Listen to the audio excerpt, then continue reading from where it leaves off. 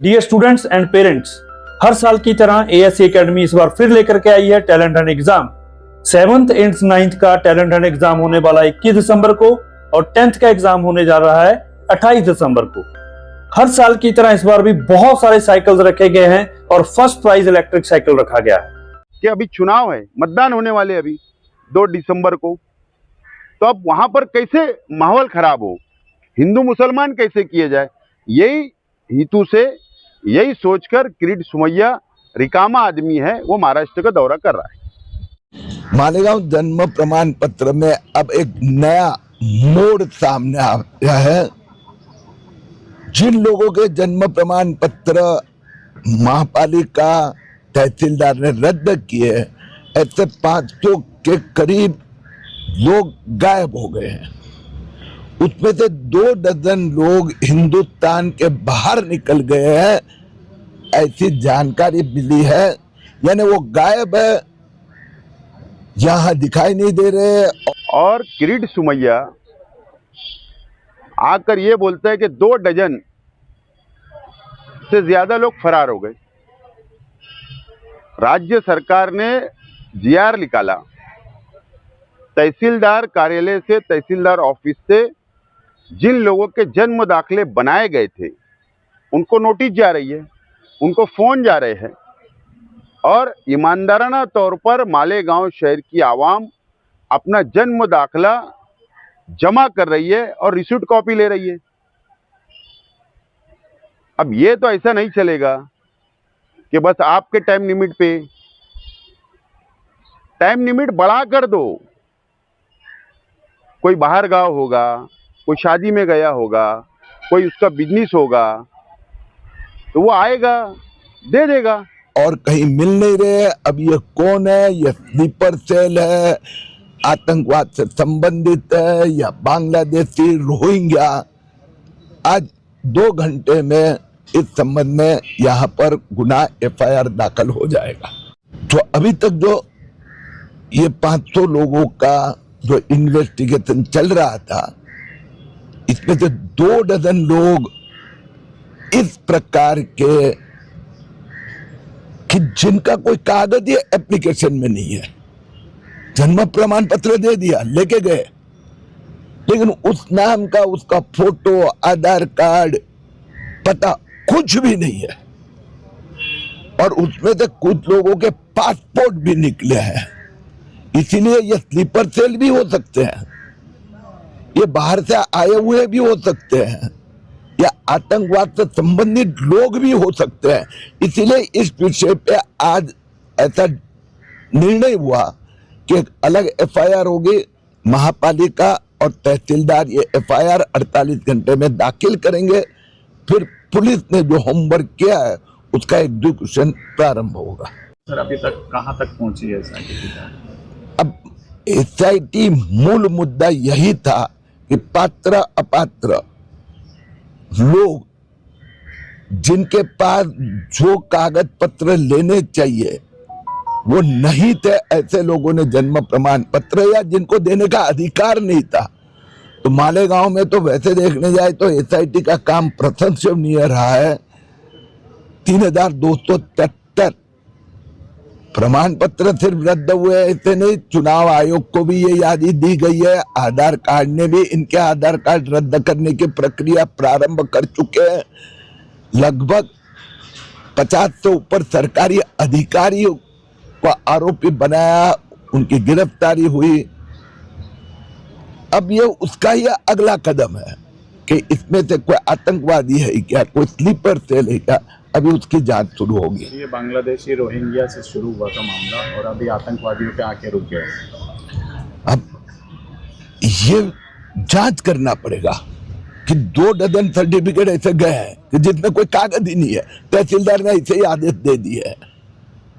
तो कौन है वो चेहरा ही पता नहीं है अभी तो। गलती तो सरकारी अधिकारी की है ना। तो 48 अधिकारियों पे कार्रवाई हुई, गिरफ्तारी हुई। राष्ट्रीय सुरक्षा के प्रश्न पे कोई समझौता नहीं होगा।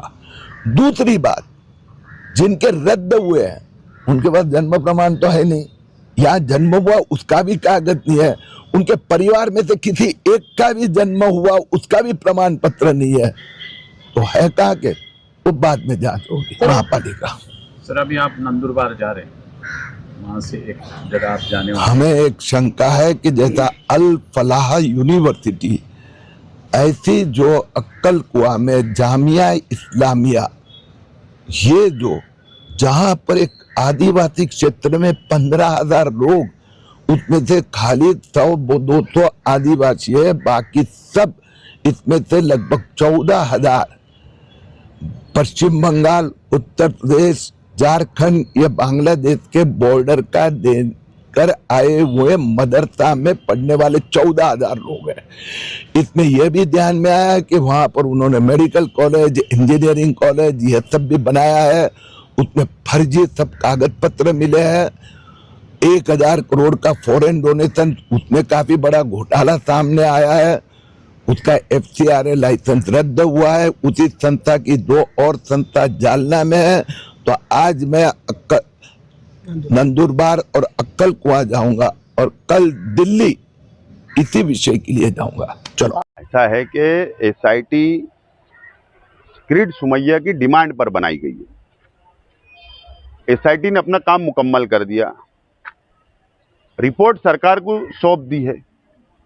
अब सरकार की जिम्मेदारी है कि वो सामने लाई जाए, और इसलिए सरकार उसको दबा रही है, सामने नहीं ला रही है, क्योंकि सच सामने आ जाएगा, किरीट सोमैया का झूठ पकड़ा जाएगा, सरकार का झूठ पकड़ा जाएगा। इसके लिए SIT की रिपोर्ट को सामने नहीं लाया जा रहा है, डिक्लेयर नहीं किया जा रहा है, उसको दबाने की कोशिश की जा रही है। मेडिकल कॉलेज और इंजीनियरिंग कॉलेज की, तो जिस तरह से अल-फलाह यूनिवर्सिटी में अभी दिल्ली के लोग पकड़े गए थे, उसी तरह से वहाँ की जांच भी होनी चाहिए, और बहुत से इल्ज़ाम उन्होंने लगाए और अभी उसी तरफ वो नंदुरबार की तरफ अभी निकल पड़े।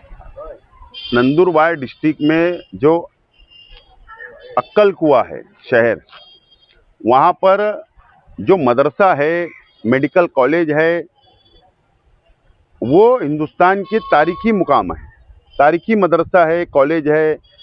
और वहाँ पर मैं खुद जाकर आया हूँ। उस मदरसे के अंदर मैंने देखा वहाँ पर कि हमारी हिंदू बहनें भी वहाँ काम करती है, हिंदू भाई भी वहाँ काम करते हैं। जो ज़मीन के ऊपर मदरसा बना है, कॉलेज बनी है, ये आदिवासी भाइयों की कोई ज़मीन नहीं है वहाँ पर, ये सब खरीदी हुई ज़मीन है। मेरी मालूमात है। लेकिन अगर किसी मदरसे को टारगेट करना, मस्जिद को टारगेट करना, रोहिंग्या बांग्लादेशी का इल्ज़ाम लगाना, मैंने कहा ना कि अभी चुनाव है, मतदान होने वाले अभी 2 दिसंबर को, तो अब वहाँ पर कैसे माहौल खराब हो, हिंदू मुसलमान कैसे किए जाए, यही हेतु से, यही सोचकर किरीट सोमैया रिकामा आदमी है, वो महाराष्ट्र का दौरा कर रहा है।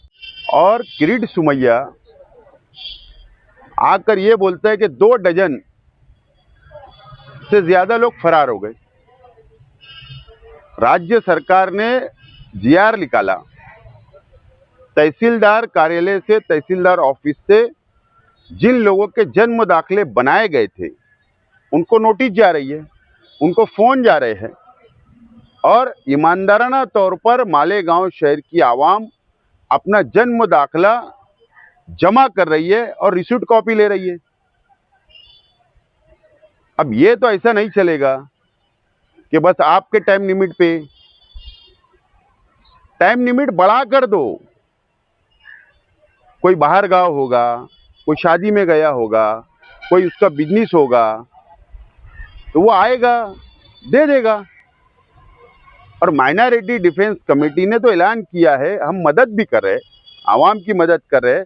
हमारे कार्यकर्ता, हमारे जिम्मेदार जाकर तहसीलदार ऑफिस के अंदर हम लोग से जमा करा रहे हैं, इनवर्ट कॉपी ले रहे हैं।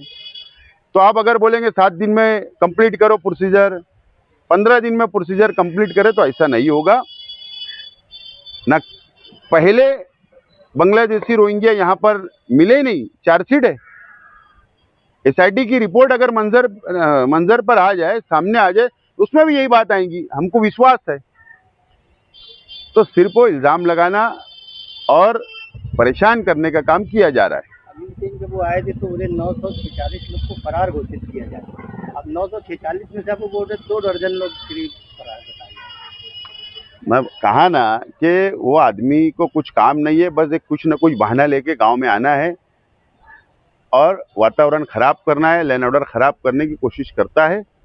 और हमने अभी एडिशनल एसपी साहब जो एसआईटी के सदस्य सचिव है उनसे रिक्वेस्ट किया है, और अभी हम तहसीलदार से भी रिक्वेस्ट करते हैं कि जो लोग नहीं आ पाए आप उनको फ़ोन करो, वापस एक नोटिस दो, वो ज़रूर आकर जमा करा देंगे। टाइम बढ़ना चाहिए। बाकी फिर तो माइनॉरिटी डिफेंस कमेटी हर तरीके की लड़ाई लड़ने के लिए किरीट सोमैया सरकार जुल्म कर रही है, नाइंसाफ़ी कर रही है, उसके खिलाफ हम तो मैदान में है ही।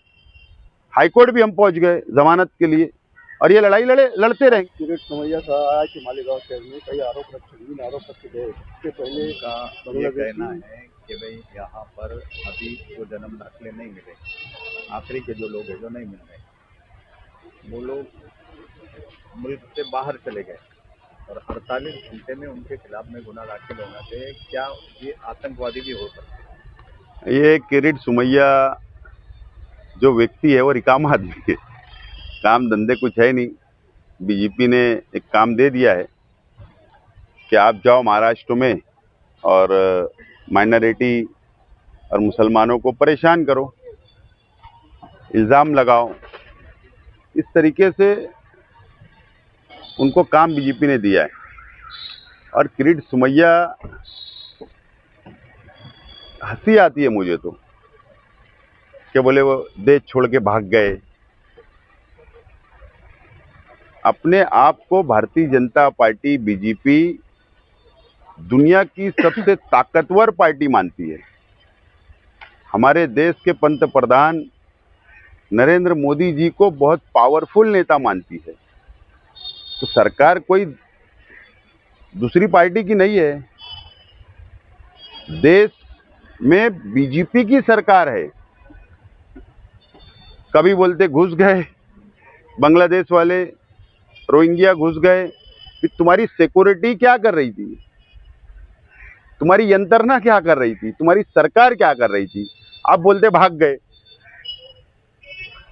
तो तुम्हारी सरकार क्या कर रही थी, तुम्हारी यंत्रणा क्या करी? क्या फेल हो गई क्या?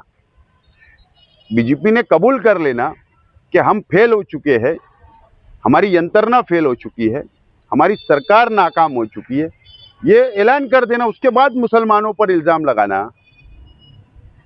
तो ये आदमी को सिर्फ कॉरपोरेशन, महाराष्ट्र के अंदर जो लोकल बॉडी के इलेक्शन चल रहे हैं, वो टारगेट दिया गया है कि मुसलमानों के खिलाफ बोलो और वोट बैंक की राजनीति करो और जीतकर सत्ता पे आओ। इसके लिए काम दिया गया है, रिकामा आदमी है, उसको काम दिया गया, वो आता है।